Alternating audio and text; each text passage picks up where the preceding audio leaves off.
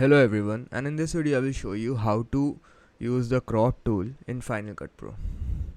So select the clip and then click on the small arrow and then click on crop.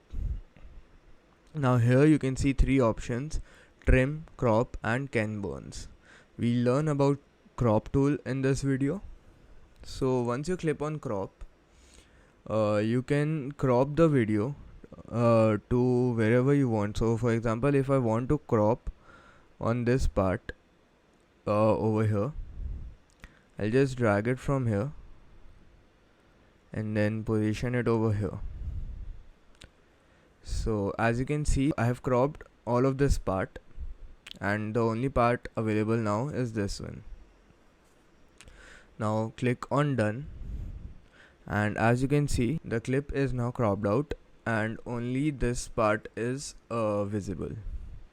So that is how you use the crop tool on Final Cut Pro. Thank you.